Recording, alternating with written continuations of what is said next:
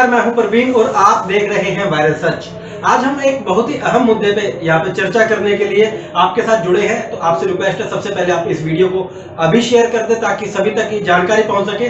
और अगर आपके भी इसके बारे में कोई सुझाव है तो आप कमेंट बॉक्स में लिख सकते हैं। गुड़गांव को कभी गुरुग्राम, कभी मिलेनियम सिटी, कभी साइबर सिटी, कभी क्राइम सिटी, और अब आपको बता दें कि कहीं ना कहीं अर्निंग सिटी भी बन चुका है। पूरे प्रदेश का रेवेन्यू सबसे ज्यादा यहीं से जाता है, और लेकिन सुविधाओं के नाम पे क्या मिलता है? सिर्फ एक सरकारी हॉस्पिटल, ट्रैफिक जाम, धूल से भरी सड़कें और न जाने क्या क्या। लेकिन आज हम जिस मुद्दे पे बात करने वाले हैं वो है इलीगल कंस्ट्रक्शन। जी हाँ, आपने खबरें तो बहुत सुनी होगी मीडिया में कि आज वहां पे अवैध कॉलोनी ढा दी गई, आज वहां पे पीला पंजा चला। लेकिन पीला पंजा चलता है सिर्फ टचिंग के लिए, सिर्फ छज्जे तोड़े जाते हैं। लेकिन क्या वो छज्जा तोड़ने से वो बिल्डिंग लीगल हो जाती है? सील लगने के बाद 15 दिन बाद फिर वो सील खोल दी जाती है, क्या वो बिल्डिंग फिर लीगल हो जाती है? आखिर इलीगल बिल्डिंग लीगल कैसे होती है? सबसे बड़ा मुद्दा यहाँ पे, और इसी मुद्दे पे चर्चा करने के लिए आज हमारे साथ यहाँ मौजूद है एक वरिष्ठ पत्रकार सतवीर भारद्वाज जी, और हमारे साथ एक पैनल में है सीनियर जर्नलिस्ट परवीन शर्मा जी। तो सर, सबसे पहले आपका स्वागत है आज की इस डिबेट में, और मैं अपने ऑडियंस से भी यही रिक्वेस्ट करूंगा कि आप जल्दी से जल्दी इस वीडियो को शेयर कर दें ताकि आप भी अपने सुझाव गुरुग्राम के विकास के लिए आप यहाँ पे दे सकते हैं कि आखिर कैसे अर्निंग सिटी बन चुका है। कि चाहे बात शासन की करें, प्रशासन की करें, अधिकारियों की करें, आखिर किसकी मिली भगत से जो इलीगल कंस्ट्रक्शन यहाँ पे चल रही है। आपको अभी हम लाइव स्क्रीन पे दिखाएंगे कि कहाँ पे कैसे इलीगल कंस्ट्रक्शन चल रही है, किसकी सहायता चल रही है, ये तो समय बताएगा। लेकिन सबसे पहले मैं इस डिबेट में सतवीर भारद्वाज जी से जानना चाहूंगा, सर, क्या वाकई ही गुरुग्राम में इलीगल कंस्ट्रक्शन हो रही है? प्रवीण जी, मैं सबसे पहले तो वायर सच के पाठकों को मुबारकबाद देता हूँ कि वायर सच वास्तव में जो सच्चाई है वही जनता के सामने पेश कर रहा है। रही आपने एक बहुत अहम मुद्दा उठाया है कि जो अवैध निर्माण, जिनको इलीगल निर्माण कहते हैं, गुड़गांव के अंदर गुरु द्रोणाचार्य की धरती पर पहले नाम था। अगर जो गुरु द्रोणाचार्य की नगरी में जो कुछ होता था वो बिल्कुल सत्य होता था, लेकिन अब मुझे लग रहा है गुरु द्रोणाचार्य की नगरी के अंदर पाप का घड़ा भरता जा रहा है, क्योंकि यहाँ पर भ्रष्टाचार भी जो है बहुत ज्यादा बढ़ गया है। और गरीब आदमी जाए तो कहाँ जाए? सिर्फ पैसे वाले जो प्रॉपर्टी डीलर हैं, जो अवैध कॉलोनी काटते हैं। आप देखिए, यहाँ से नुपाड़ा में से लेकर और धनवापुर मोड़ तक एक्सप्रेसवे के पास में बड़े पैमाने पर अवैध निर्माण बन रहे हैं। क्या नगर निगम के अधिकारियों को मालूम नहीं है या फिर मोटी पुड़िया का खेल हो रहा है? प्रवीण जी, आपसे जानना चाहूंगा कि काफी लंबे समय से आप गुरुग्राम के अंदर जर्नलिज्म कर रहे हैं, रिपोर्टिंग कर रहे हैं, ग्राउंड रिपोर्टिंग आपने बहुत की है।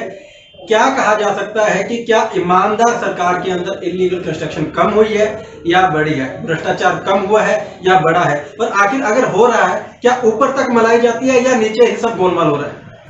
देखिए प्रवीण जी, जैसा कि इलीगल कंस्ट्रक्शन और इलीगल कॉलोनी की जो हम बात कर रहे हैं वो एक बड़ा गंभीर मुद्दा है, और ये आज से नहीं है, ये बीजेपी सरकार से नहीं है। सरकार चाहे किसी की भी रही हो, सरकार कांग्रेस की रही हो, सरकार इंडियन नेशनल लोकदल की रही हो, या पिछले 6 साल से भाजपा की सरकार, लगातार अवैध कॉलोनियां कटती हैं, लगातार इलीगल कंस्ट्रक्शंस होती हैं, और बाद में क्या किया जाता है? फॉर्मेलिटी के लिए पीला पंजा चलाया जाता है। उससे नुकसान किसका है? यहाँ सबसे बड़ा मुद्दा ये है, इलीगल कंस्ट्रक्शन का नुकसान किसका है? नुकसान उस आदमी का है जो दूसरे प्रदेश से आके यहाँ पर काम करता है और फिर एक ख्वाब देखता है कि मैं गुरुग्राम शहर में अपना आशियाना बनाऊंगा, और वो कहीं भी कट रही कॉलोनी में किसी डीलर के या किसी कॉलोनाइजर के झांसे में आता है और वहां पर एक प्लॉट खरीदता है, वहां पर अपने 2 कमरे रहने के लिए अपने बच्चों के साथ बनाता है, और इसी बीच जो है डीटीपी महोदय का या निगम का बुलडोजर वहां पर पहुंचता है और उसको तहस नहस कर देता है। लेकिन असल दोषी कौन है इसके पीछे? इस पर ना तो विभाग कार्रवाई करता है, और जो जिसने जमीन खरीदी है उस बेचारे को तो फिर पता ही नहीं होता कि किसने उसको बेची थी और कौन था असली ओनर। तो ये बड़ा नासूर है गुरुग्राम की धरती पर इलीगल कंस्ट्रक्शन और इलीगल कॉलोनी, और ये सब जो खेल है ये सब ऊपर तक मिली भगत करके हो रहा है। प्रवीण जी, आपको पता होगा कि पीछे एक विधायक भी इस मामले में फंसते फंसते बचे थे, और कई लीडर हैं जो अपोजिशन के, वो भी इस मामले में इन्वॉल्व हैं। और साफ तौर पर आपको मैं ये बता दूं कि बिना सत्ता के सपोर्ट के ये खेल नहीं हो सकता। क्या आपको दिखाई नहीं देता कि फरुखनगर रोड पर आप चले जाओ, कॉलोनियां कट रही हैं, पटौदी रोड पर चले जाओ, और सोहना रोड पर तो और भी बुरा हाल है। किसी भी गांव के ले लो, उसके अंदर आपको प्लॉटिंग होती कहीं ना कहीं नजर आ जाएगी। इसके अलावा जो एक मैं सॉरी आपको, इसके अलावा नगर निगम के कर्मचारी जो दिन रात घूमते हैं, मैं आपको कहता हूँ आपका प्लॉट जो है एक वैध कॉलोनी के अंदर है और वहां पर आप जो है 4 इंची दीवार उठा के दिखा दीजिए, कोई ना कोई निगम का कर्मचारी यही आपके वहां पहुंच जाएगा जी आप क्या कर रहे हैं। लेकिन उनको खुली आंखों से इतनी बड़ी कॉलोनी कटती हुई नहीं दिखाई देती। क्यों? क्योंकि उसके पीछे कहीं ना कहीं कुछ खेल चल रहा होता है, कुछ सत्ता का दबाव होता है, कुछ नेताओं के अपने ऑब्लिगेशंस होते हैं। तो ये खेल बहुत गहरा है और बहुत गहराई तक। प्रवीण जी, बहुत अहम बात यहाँ पे आपने की है और सफीर भारद्वाज जी, आपसे जानना चाहूंगा कि बात यहाँ पे आई नेताओं की, बात वो सत्ता पक्ष की हो या विपक्ष की हो, पूर्व में नेता रहे हो, कहीं ना कहीं एक डेस्टिनेशन पे रहे हो, क्या माना जा सकता है कि 2 नंबर के पैसे को वहां पे इन्वेस्ट करके कहीं ना कहीं सेफ ग्राउंड पे करने की कोशिश की जा सकती है? प्रवीण जी, 2 नंबर के पैसे को तो लगाया ही जा रहा है। बहुत आपने अहम सवाल किया है और मैं बड़े अदब के साथ आपको बताना चाहता हूँ कि गुड़गांव के अंदर तो अधिकारी वही आ रहे हैं जो मोटा पैसा चढ़ा के आ रहे हैं, अधिकांश, पूरे नहीं, अधिकांश। और बड़े पैमाने पर अधिकारी अपने उस पैसे को 4 गुना 10 गुना करने के चक्कर में लगे रहते हैं। आप देखिए जोन नंबर 1 और जोन 2 के बारे में मैं प्रकाश डाल रहा हूँ। क्या जेई और एसडीओ को नहीं पता है कि अवैध निर्माण हो रहे हैं? 5-5 मंजिला अवैध निर्माण हो रहे हैं। आप देखिए मौके पर जाकर, बड़ा कितना आप देखा भी, आपने विजिट भी किया है और किस प्रकार से अवैध निर्माण चल रहे हैं। रेट बंधे हुए हैं। पहले बाउंसर जो इनके होते थे, जिनको सुपरवाइजर भी कुछ लोग लगा रखे हैं, ये क्या तरीका है पैसे कमाने का? बहुत और गंदे अगर आप कहें तो मैं इसके बारे में प्रकाश डालना चाहता हूँ। बहुत अहम बात यह है प्रवीण जी इसके अंदर कि जो बाउंसर है उनकी ड्यूटी लगाई जाती है कि आप लेंटर वाइज पैसे लो। पहले रेट था 30,000 रुपए पर लेंटर का और अब लेंटर चल रहा है 70,000 रुपए। और ऐसे टाइम पर आपके पे जाके रोक देते हैं कि आप रोकिए, गिरेगा और फिर लेंटर गिर जाता है। 1 नहीं, 2 नहीं, 3 नहीं, 4-5 करोड़ तक बन जाते हैं, जिसकी नींव भी कमजोर होती है। यदि जरा सा भूकंप आ जाए तो सब धराशायी हो जाए। लेकिन यह तो भ्रष्टाचार ने तो वैसे ही खोखला कर दिया। प्रवीण जी, प्रवीण शर्मा जी, आपसे जानना चाहूंगा कि एक बहुत ही बड़ी बात यहाँ पे की है, सफीर भारद्वाज जी ने एक आरोप लगाया है कि लेंटर के रेट बंधे हुए हैं, एसडीओ और जेई उसके कहीं ना कहीं जिम्मेदार है। लेकिन एक ग्राउंड लेवल की रिपोर्टिंग की अगर मैं बात करूं कि वायरस सच ने भी एक खबर चलाई थी कि मियां वाली कॉलोनी के अंदर तोड़फोड़ की जा रही थी। वहां पे जब लोगों से जाना गया तो वहां के जो स्थानीय लोग थे, वहां का आरोप था कि 1 लेंटर का रेट है 1.5 लाख रुपए। आखिर ये क्या खेल चल रहा है? 1.5,70,000 30,000। जी बिल्कुल सही बात है और सतवीर जी ने बड़ा सही एक कड़वा सच ये बताया है कि हर चीज का रेट फिक्स है। हम उसी बात पर कि आप एक लीगल कॉलोनी में रह रहे हैं, निगम से पास है वो कॉलोनी और उसमें आप कंस्ट्रक्शन कर रहे हैं और मैं आपको बताता हूँ, आप नक्शा पास करा के कंस्ट्रक्शन कर लीजिए। नक्शा पास करा के भी जब आप कंस्ट्रक्शन करेंगे तो आपको कुछ ना कुछ तो चढ़ावा देना ही पड़ेगा, वो रेट तय है, नहीं तो आपका काम रोक दिया जाएगा। ऐसे कई किस्से खानसा रोड पे कुछ दुकानों की कंस्ट्रक्शन को लेके हैं, जयकमपुरे में एक डॉक्टर की कंस्ट्रक्शन को लेके हैं। बहुत से ऐसे फोन आते हैं कि निगम की टीम आ गई, हमारा तो नक्शा भी पास है लेकिन ये लोग कंस्ट्रक्शन नहीं करने दे रहे। ये साफ और सीधा खेल जो है पैसे का है। और इसके अलावा आप देखिए ना, अब आप एक लीगल कॉलोनी में तो जाके इंस्पेक्शन कर रहे हैं, नक्शा पास है उसकी भी कंस्ट्रक्शन को रोक रहे हैं, लेकिन जो एक अवैध कॉलोनी जिसका मुद्दा आपने उठाया था, अवैध कॉलोनी में जाकर कोई अधिकारी क्यों नहीं देखता? हाँ, एक बुलडोजर जरूर चलाया जाता है। अभी नए डीटीपी ने ज्वाइन किया है अमित पाठ साहब ने, वो बिल्कुल बुलडोजर लेके निकलते हैं और उनके बारे में कहा जाता है कि भाई ये बिल्कुल इलीगल कंस्ट्रक्शन और इलीगल कॉलोनी जो कट रही है उनको खत्म करेंगे। ये देखिए कितना खत्म करते हैं। अभी एक कॉलोनी पर बुलडोजर चला, उसकी सड़कें उखाड़ दी गई, कुछ प्लॉट की बाउंड्री वाल थी वो हटा दी गई, उसके बाद फिर नमस्ते और मैं आपको उसी कॉलोनी को जो है 6 महीने बाद दोबारा बस्ता दिखा दूंगा। प्रवीण जी, बहुत अहम बात आपने यहाँ पे की है कि बुलडोजर चलाया जाता है, कॉलोनियां ध्वस्त कर दी जाती हैं, सड़कें वहां पे तोड़ दी जाती हैं, लेकिन कुछ कद्दावर नेताओं की बिल्डिंग पे जो पीला पंजा चलता है तो वो छज्जे तक आके ही रुक जाता है। क्या वहां पे जो हाइड्रोलिक जेसीबी है, क्या वहां पे उसे आगे उसकी पहुंचनी होती है? क्या किसी बड़े नेता का कॉल आ जाता है? आखिर सतवीर जी, आपसे जानना चाहूंगा कि वो जेसीबी आगे बढ़ने से कौन सी पावर है जो उसे रोक लेती है? मैं तो बिल्कुल साफ तौर पर बता रहा हूँ कि भ्रष्टाचार दीमक की तरह खा रही है निगम को। आज का निगम के अधिकारियों को मालूम नहीं है, आखिरकार मुख्यमंत्री को निगम से ही इस बात का संदेह होने लगा है कि बड़े पैमाने पर क्या हो रहा है कि मुख्यमंत्री ने अपने उड़न दस्ते को आदेश देना पड़ा है कि अवैध निर्माण हो रहे हैं तो आप सील करिए, क्योंकि निगम के अधिकारियों का मोटा खेल चल रहा है। लेकिन मैं तो कहता मुख्यमंत्री उड़न दस्ते को जेल भी चाहिए कि भ्रष्टाचार की जांच की जाए, आखिरकार इसमें कौन कौन अधिकारी लिप्त है कि रातों रात गुड़गांव वहीं आगे ट्रांसफर करा के आते हैं और किसी तरीके से भी वो शाम दंड भेद करके मौके पर अधिकारी जोन 1 लगेगा 2 लगेगा, आपका लक्ष्मण बिहार देखो प्लेट पड़ रहे हैं। क्या मंगेतराम बागड़ी जी पार्षद है वहां के, मैं एक्स पार्षद है, मैं उनसे पूछना चाहता हूँ पार्षद जी, आपके इलाके में बड़े पैमाने पर अवैध निर्माण बढ़ गए, आपको नहीं पता कि अवैध निर्माण बढ़ गए?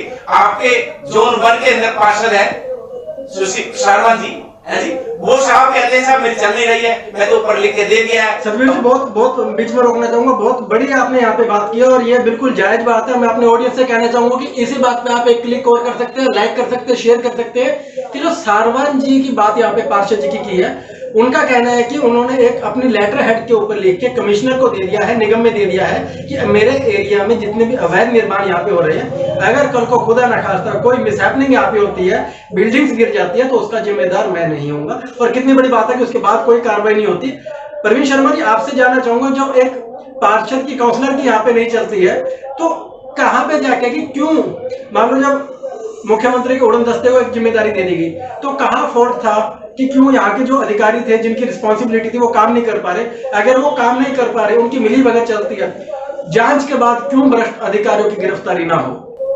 देखिए प्रवीण जी, सीधी सी बात है कि मुख्यमंत्री का एक ही नारा है कि भ्रष्टाचार मुक्त प्रशासन उनको देना है जनपद, और वो इसी कोशिश में लगे हुए हैं। लेकिन यहाँ पर हम एक बात कहें कि एक सूबे का जो मुख्यमंत्री है वो हर चीज पर खुद निगाह नहीं रख सकता। मुख्यमंत्री उड़न दस्ता है, कार्रवाई करता है, लेकिन उसकी स्ट्रेंथ इतनी कम है कि वो हर जगह जाकर कार्रवाई नहीं कर सकता। लेकिन ये अधिकारियों को सोचना चाहिए कि जब सरकार एक भ्रष्टाचार को खत्म करने की कोशिश कर रही है तो कहीं ना कहीं वो भी मुख्यमंत्री के साथ उसमें भागीदारी करें। लेकिन ऐसा नहीं होता है। कंस्ट्रक्शन होती है, तोड़ी जाती है, फिर दोबारा बन जाती है, फिर एक उसमें और चल रहा है कि एक अवैध कॉलोनी है, उसमें कंस्ट्रक्शन को सील कर दिया, आपके अनुसार के छज्जा तोड़कर उसको रोक दिया, और उसके आप 2-3 महीने बाद देखिए वो सील खुल जाती है और वहां पर बसावट हो जाती है। तो क्या इससे ये साबित हो जाता है कि भाई ये बिल्डिंग सेफ हो गई?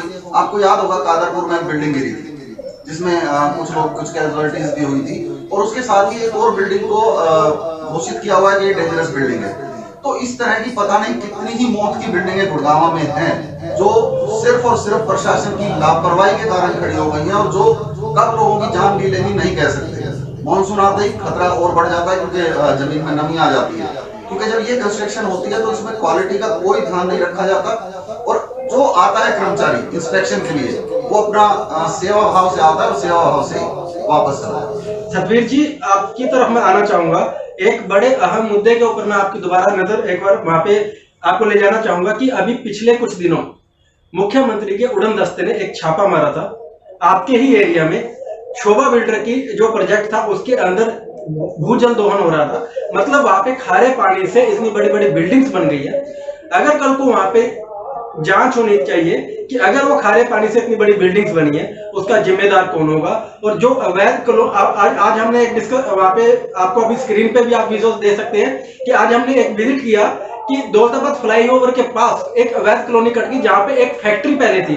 अगर इतनी एक बिल्डिंग नहीं पूरी कॉलोनी कट जाती है, क्या अधिकारियों की नजर में नहीं? अगर नहीं है तो ऐसे नाकाबिल अधिकारियों का गुरुग्राम में रहने का क्या मतलब है? क्योंकि ये पूरे प्रदेश को रेवेन्यू देता है। अगर उनकी नजर में है तो क्यों उनकी गिरफ्तारी नहीं? प्रवीण जी, बहुत दिलचस्प बात आपने रखी है, और हमारे श्रोता भी ये जानना चाहते हैं, बड़े उत्सुक रहते हैं लोग कि आखिरकार इसकी जड़ें कहां तक चल रही है, कैसे ये खेल चल रहा है। अब देखिए, भल्ला केमिकल के बारे में बता रहा हूं आपको, जहां पर कभी केमिकल की एक कंपनी होती थी, आज जो है राजेंद्र पार्क के पास भल्ला केमिकल के अंदर एक बड़ी शानदार तरीके से प्लॉटिंग कर दी गई है, 5-5 मंजिले निर्माण हो रहे हैं। आप बताइए कि क्या निगम के अधिकारी इसमें इन्वॉल्व नहीं है? क्या भ्रष्टाचार की बू नहीं आ रही है? आप बताइए कैसे हो गया? एक रात में नहीं हो रहा है सब खेल। आखिरकार पैसे की बंदरबाट के अंदर में नेताओं के दरबार में होड़ लग रही है कि मैं कैसे गुड़गांव पहुंचूं, मैं कैसे मैनेजर पद पर बैठूं, मैं कैसे रातों रात करोड़पति बनूं।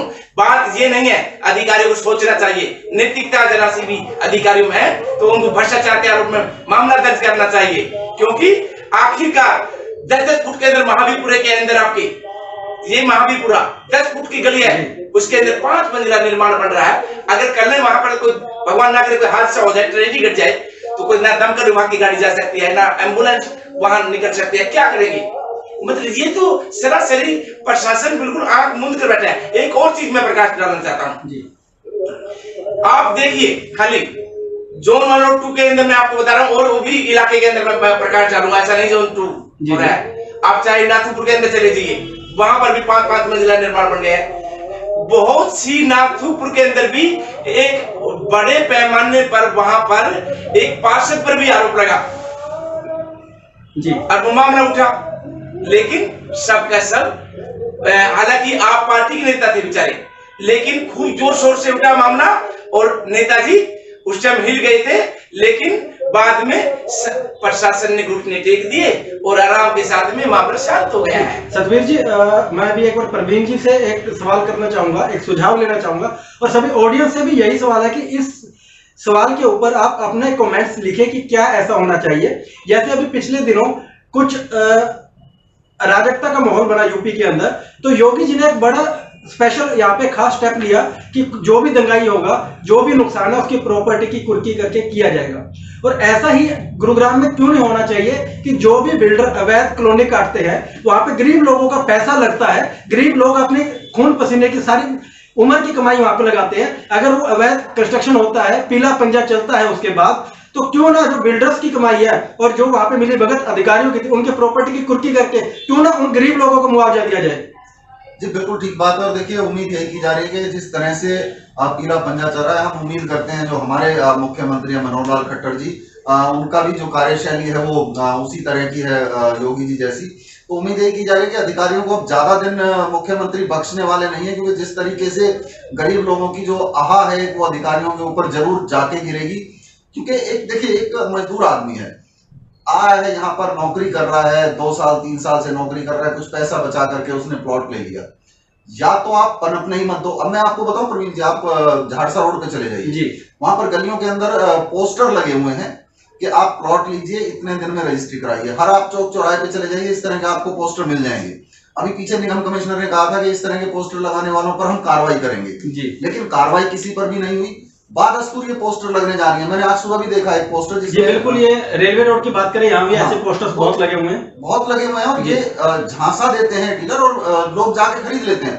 अगर समय रहते प्रशासन कार्रवाई करे, जब पोस्टर लग रहे हैं तो नेचुरल सी बात है, हमें दिखाई दे रहा है तो प्रशासनिक अधिकारियों को भी दिखाई दे रहा होगा, उनके कर्मचारियों को भी दिखाई दे रहा होगा, तो क्यों नहीं उसी वक्त कार्रवाई की जाती? उसके ऊपर फोन नंबर है, उसके ऊपर एड्रेस है, वहां पर जाए अधिकारी और कार्रवाई करें कि भाई तुम ये पब्लिक को बेवकूफ क्यों बना रहे हो।